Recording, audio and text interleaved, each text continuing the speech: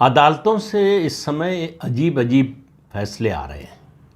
एक नया फैसला आया है 8 अप्रैल को सुप्रीम कोर्ट की 2 जजेस की बेंच ने, ये बेंच थी जस्टिस JB पारदीवाला और जस्टिस R मोहन की। उन्होंने जो फैसला दिया है उससे एक संवैधानिक संकट की स्थिति पैदा हो सकती है या उसके आसार हो सकते हैं। दूसरा, इस बात पर भी एक विवाद खड़ा हो सकता है और इस बात को लेकर प्रश्न खड़े हो सकते हैं कि जो शक्तियों का बंटवारा है कार्यपालिका, विधायिका और न्यायपालिका के बीच में, क्या उनको फिर से रिविजिट करने का समय आ गया है।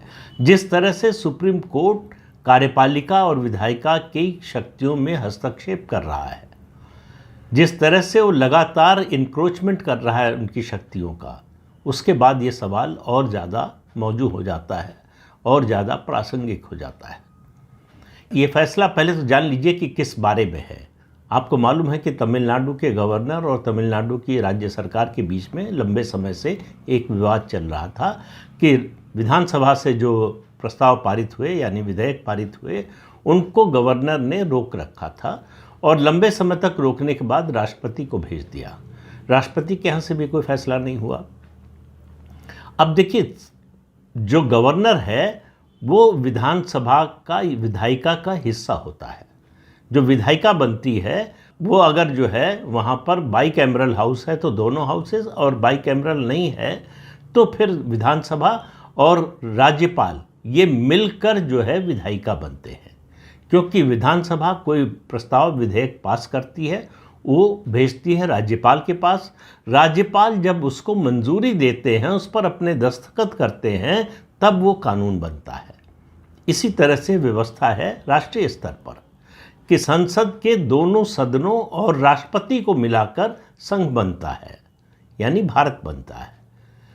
तो संसद के दोनों सदनों से जो प्रस्ताव विधेयक पास होता है वो राष्ट्रपति के पास मंजूरी के लिए जाता है। राष्ट्रपति उसको अगर मंजूरी दे देते हैं तभी वो कानून बनता है। तो इसलिए राष्ट्रपति और राज्यपाल दोनों विधायिका का हिस्सा है। ये हमारी संवैधानिक व्यवस्था है।